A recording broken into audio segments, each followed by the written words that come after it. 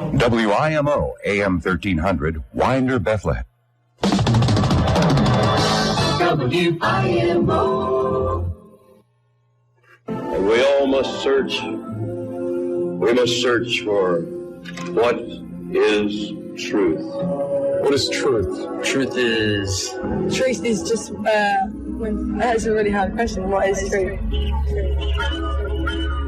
There has to be a fixed truth, in my opinion, for the universe to function properly. What is truth? And the lonely voice of youth cries, what is truth? And the truth.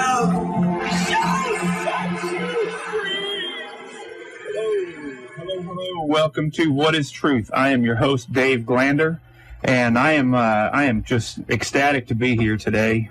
Listen, I'm really excited about today's show. The special guest today is Doug Potter. He is an awesome man of God from Southern Evangelical Seminary, and we're going to be talking about what can we do about declining Christianity. And what I really want to focus on is primarily the youth. And then after that, we're going to do we're going to open it up for questions, and then we're going to go to the prophecy news update. And what's next for Israel-Iran conflict is I think going to blow your mind when you see that. What do we do about declining Christianity? That's what the topic of today is going to be focused on. I want to read something here that startles me. It says, while most polls show that a 40% church attendance rate, we're all aware of the fact that church attendance is declining. Research consultants Presser and Stinson found that many Americans were not at church when they claimed to be. The best estimates are that there are a percentage of adults who actually attended religious services during the previous weekend dropped from 42% in 1965 to 26% in 1994. This is what I found interesting about their study. Instead of just going out and asking a question, were you in church last week, which is kind of a convicting question, where most people probably answer, yeah, of course I was in church, because they don't want to say they weren't. Here's what Presser said. We asked people, tell us everything you did in the last 24 hours so that we can know what chemicals you might have been exposed to. If somebody you see what they were doing was they were kind of twisting it and saying, if I just ask you an incriminating question, of course you're going to say, of course I was there. But what they did was they didn't ask it that way. They said, where were you? Because you may have been exposed to chemicals. We need to know what kind of chemicals to treat you for. So it was kind of twisting the question a different way. You're going to get a lot more honest response. They said if somebody went to church, they ought to tell us. But if they didn't go, they shouldn't manufacture it.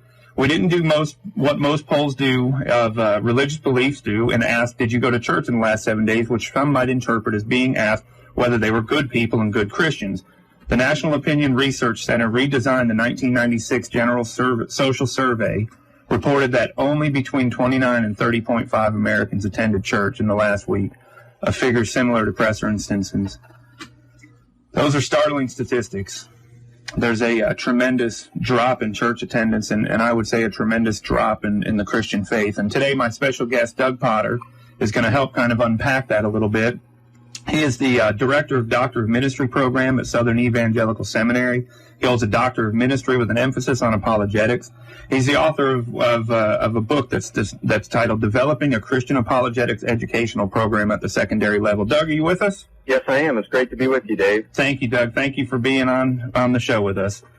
Doug, on your book on page 40, you actually addressed some of what I just talked about. And if you don't mind, I'm going to kind of quote it and then let you take off from there.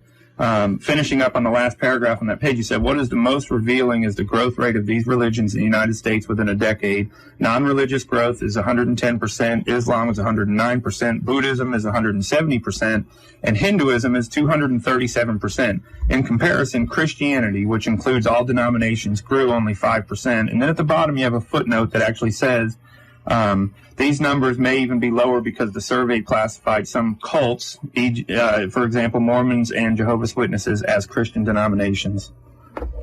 Yeah, you're exactly right. And I'll tell you what, I've done some research since that, and it's even worse than that book that I wrote has to say about it. It's worse because the questions that were asked towards those people, they checked off whether they adhered to Christianity or not. Well, some follow-up surveys to that, especially since 2008, those were actually done in the late 1990s. But the early, the surveys that have been done since 2008 on have asked more specific questions such as, what is your concept of God?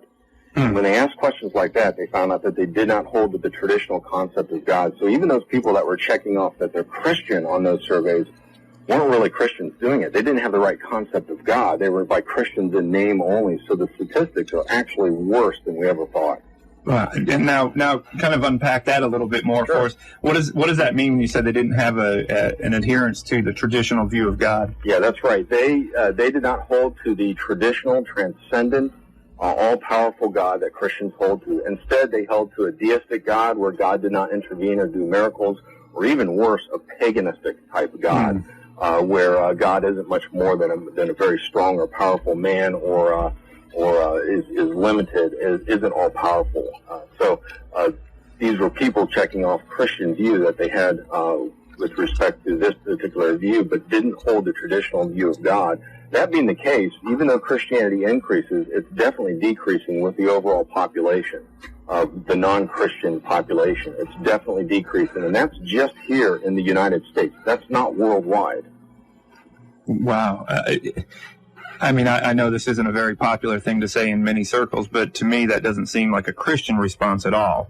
And I think that's kind of what you're trying to say. You're exactly right. In other words, in these statistics, there's even unbelievers or people that don't hold the traditional view of God that consider themselves Christian, but in Christian in name only. This is very similar to what's going on in Europe for years now. Christianity is, for the most part, dead over in Europe, and we're very close to the same thing here in the United States. And when we were talking on the phone about this, I was telling you about the book Already Gone and how he documents at the very beginning that a lot of the churches in Europe that at one point in time were church buildings are actually being used for secular sources. I think one of them was even a tattoo studio now. I mean, you've got tattoo studios, bookstores, hair salons. These are old churches. Do you see that as a forerunner to what's happening in America? We very well could be on that path. There's no doubt about it, and something needs to be done. There's no doubt. Christianity is declining here in the United States traditionally, as it's understood. We're decreasing in adherence, and people who are claiming to be Christian aren't holding the traditional view of God or even the traditional understanding of the Christian religion, Christian theology. All right, let's do this.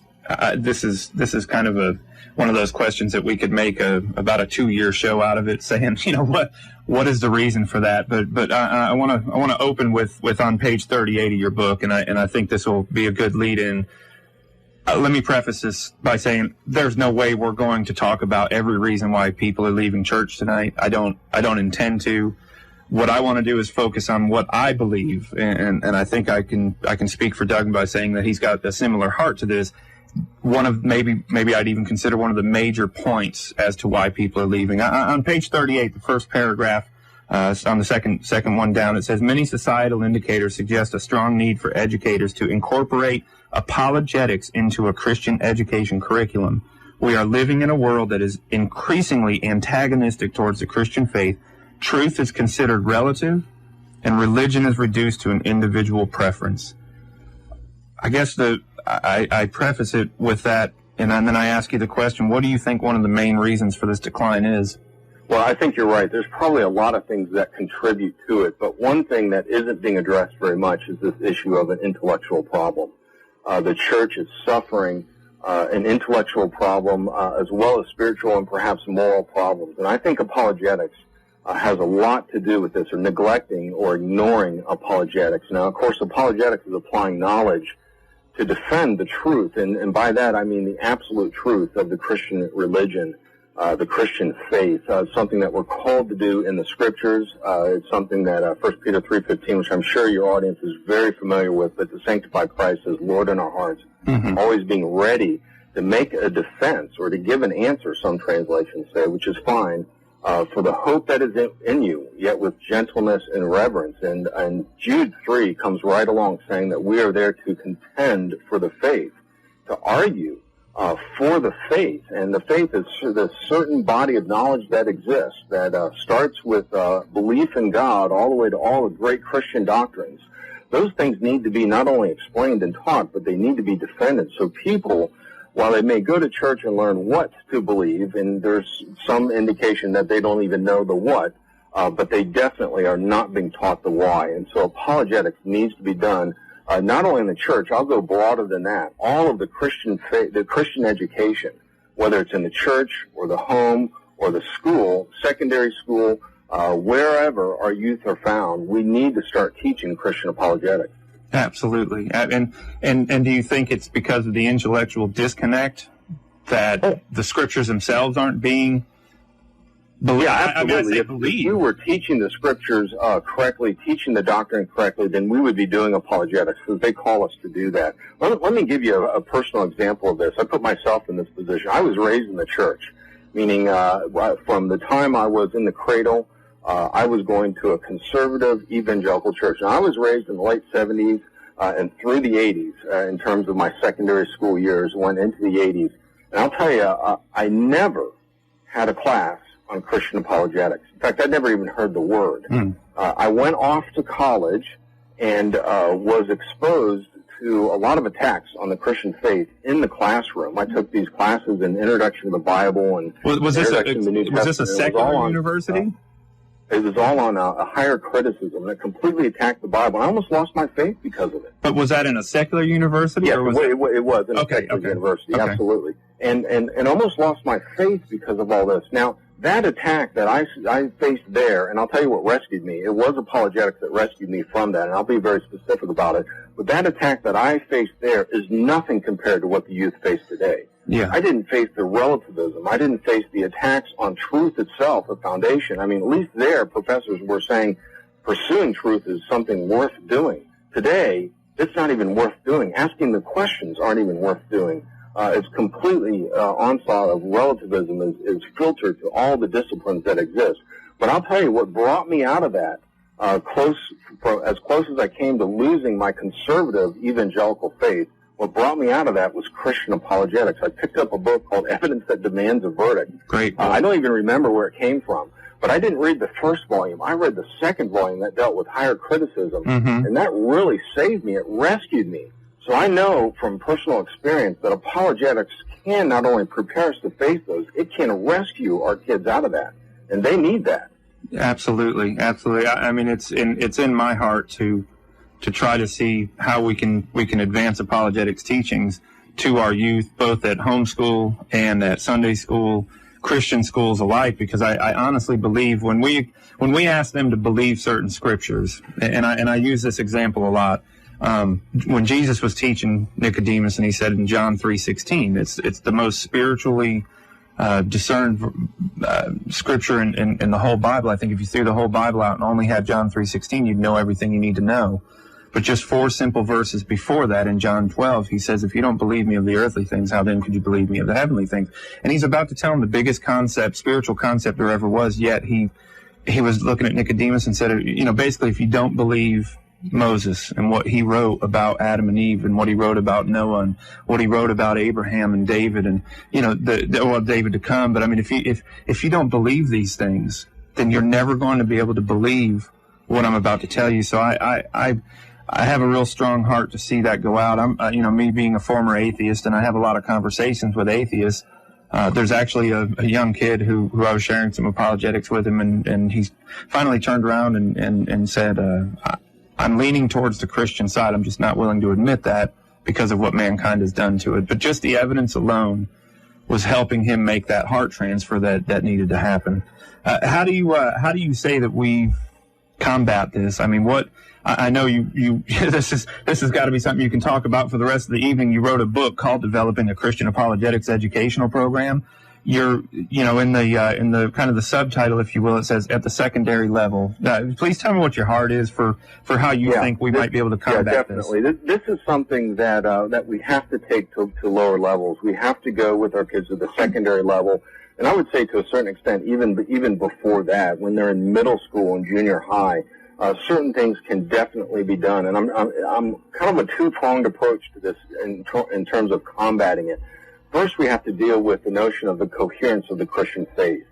Coherence has to do with the fact that everything agrees. Our theology agrees with the Scriptures, and it's coherent. It makes sense. That's what we believe, and that has to be taught. It has to be taught at the lower levels of this notion of what we what we academians call systematic theology.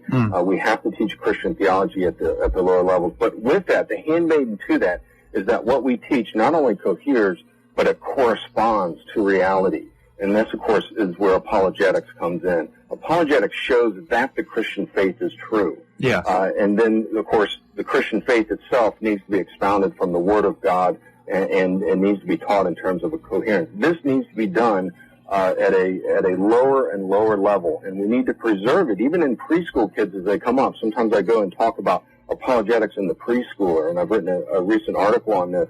And we need to preserve their normal and spiritual development, and apologetics plays a role in that.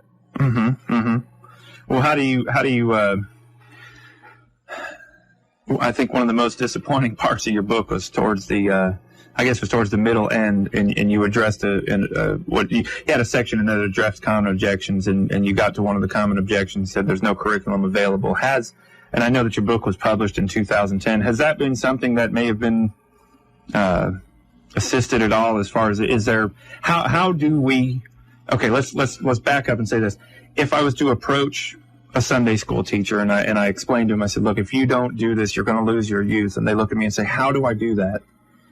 What advice would you give them? Yeah, it is something that the problem needs to start with the adults. It needs to start with the teachers. It needs to start with the pastors. It needs to start with those who go to higher Christian education. We are going to need to be the ones that get trained in Christian apologetics and then turn over and be able to teach our secondary school, our children at that level and even down below. This really is a problem that we need to address. We need to be the ones that are first taught apologetics and then pass it on to them. And that's the problem, as I spoke before. When I grew up in the church, I'm a product of the evangelical church, and I was never taught apologetics in the church. I was never taught apologetics as part of my Christian education until I was in seminary, when I took a class called Christian Apologetics. And a lot of our pastors today barely take a class, and sometimes it's only elective. So these are the pastors that barely take classes in it. This has to change. Yeah. We have to train our youth, and that means that our adults have to get trained in apologetics. One thing that I've seen in statistics, and I think it's definitely true, is that parents get what they are. If they are trained in apologetics, they're going to pass it formally and informally on to their children. But if they're not trained in apologetics, then it's never going to get down to their children. And so that's where it needs to start, is with the adult population. Of course, the imperative given in Scripture is to the adults. So if the adults get it, then they will pass it on to their children. If somebody said to you, it's too scary, there's just so much to learn. There's no way I could understand biology and astronomy and geology and all the OGs out there, and they're just petrified of taking and getting their feet wet in it. How would you encourage them to begin the process? Because I know I would never ask somebody to become an apologist. I think it's important to understand that apologetics is a subject unto its own. Yes. It's got its own history. There are books on the history of apologetics, just like there are books on the history of science. And any subject, any discipline that exists can be taught at an advanced level, at a complex level, at a very sophisticated level. And unfortunately, that's the history of apologetics. You have to go to seminary, or you have to go to graduate school in the past in order to study apologetics. But this can be put at a level where lay people can understand it. They're doing apologetic conferences across the country now, which is great. Yeah. Where lay people get exposed to Christian apologetics. They're writing books now at a lay level. It used to be left to the stuffy seminaries and the ivory towers of academia where this was taught, and now it's trickling down. There's no doubt about it. But it needs to trickle down even further to the secondary school student. And you're right, there's not a whole lot of curriculum out there. There's not a whole lot of professional curriculum out there. Most of the teachers I know that teach apologetics have developed their own curriculum, and that's great. Yeah. But there are a lot of resources out there. There are a lot of books on it, a lot of really good books on it. Are there workbooks? Need to fail ourselves with this. Do you know of any workbook style apologetics curriculum that teachers could go to Lifeway or any common bookstore and purchase those, or even online somewhere? There's a few things emerging. There are a few things that deal with what I would call historical apologetics around the resurrection, and Josh McDowell has published some things in there for kids that are really good. Lee Strobel has published some things based on his book that are really good. So there's good things that are coming. But as I'm by profession an educator. I was trained in secondary education and other things. There's nothing I would say that I could just like give a notebook to a Christian school teacher or to a homeschooler and say, here you go. This has most everything you need in order to develop lessons and teaching. There's nothing like that that's on the market. That just breaks my heart. That absolutely breaks my heart. The thing I run into the most when I discuss apologetics with the layman, and I agree with you, it's trapped at academia. I've been saying that for years now. And you go to ETS or something and you hear these professors speak and these doctors speak, and you're just amazed. But it's not filtering down at enough of a rate to get down to the layman. And I run into people just saying they're afraid, and I just pray that there's a curriculum that hits the market soon that can take that and filter it down. I was talking with Terry Mortensen one time, and he said the problem is you got these apologetics books and they're sitting on people's shelves. They've read them. They may have even read them 2 or 3 times.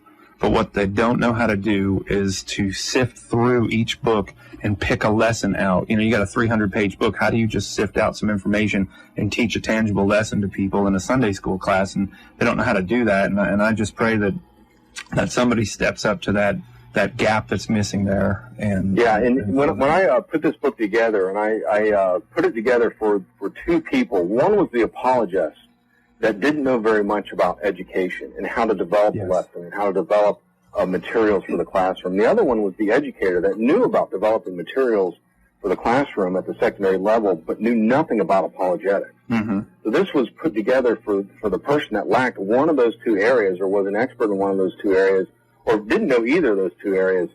So this really kind of puts those 2 areas together, that it will help the person or the individual to develop the lessons and to take the knowledge of apologetics and develop lessons that are age-appropriate level, or take the person, the educator that doesn't know apologetics, and learn some of the history and the basics with regard to apologetic, and just kind of put those 2 things together. Absolutely. And we see substitute teachers do it all the time, where they may not be the best mathematician in the world, but if they have a lesson plan in front of them, then they'll be able to come in and teach from a lesson plan. And that's what I do love about your books. You actually have some models in there, suggested models of how to approach that. I'm going to skip forward a little bit. I was going to ask you to actually talk about the book just a second and tell people where they could get it, and then I want to come back to one final question that I had for you, and then we're going to see. I think Kyle's got a question that somebody's IM'd us on Facebook.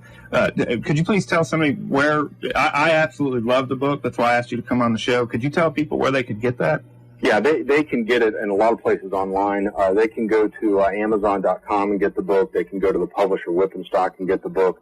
They can also go to our seminary bookstore, theapologeticsbookstore.com. They all have it. It's not something you're going to be able to buy in your bookstore off the shelf, but you can definitely get it in a lot of places online. And they can do a search for my name, Douglas C. Potter, and the book will pop right up, and they can compare prices and so forth and get it the cheapest price they can find. And it's called Developing a Christian Apologetics Educational Program in the Secondary Level. And I absolutely love it. Brother, can we give Kyle a mic over here? That phone number to call in is 678-963-5482. I think we're going to take a question that we've got on here, and then Doug, I'll have to let you go so we can free up the phone lines. Brother, we never did get that solved. He's still shaking his head at me. We didn't get that problem solved. Go ahead and give Kyle some mic. Hey, Dave. Excuse me. This question came in toward the beginning of your dialogue with Douglas, and I thought it was very interesting based on the statistics you were reading. It says, why do you think other religions have been so successful in their growth rate, and how important is apologetics in their growth? That's a great question. Doug, do you want to? Yeah, sure. That is a great question. I think that they've been so successful because of the failure of Christianity. If we were doing our job, they wouldn't be as successful. If we were doing our apologetics, they wouldn't be as successful. And the answer to the question, do they have an approach to apologetics? Are they educating their adherents? And the answer is absolutely. Yeah. The cults grow at an enormous rate, and every adherent to their religion, whether it's a Jehovah's Witness or Mormon, goes through training in apologetics for Mormonism or Jehovah's Witnesses, and then they go out and they actually practice it. It's shameful that we don't do something similar to Christian apologetics. We don't train them in Christian apologetics and evangelism, and then have them go out and actually do it and engage in it, because putting it into practice is right. I think you mentioned before about the book just sitting on the shelf and no one, they may read it. Exactly right. But then we've got to go out and practice it with our neighbors and people we come across, and we just don't do that enough in the church. Yeah, and I've done searches on YouTube, trying to find videos for different things, and especially when you get into science, maybe I should say more specifically, scientific revelations found in the Bible, you'd be amazed at how many come up from Islam and scientific revelations that are found in the Quran, and that is their defense for the truth of the Quran. So they have their own apologetic approach to that. I can't necessarily speak towards Hinduism or Buddhism or anything else, but when it comes to Islam, which is one of the fastest growing religions, they definitely have an apologetic approach to their system of belief. Absolutely.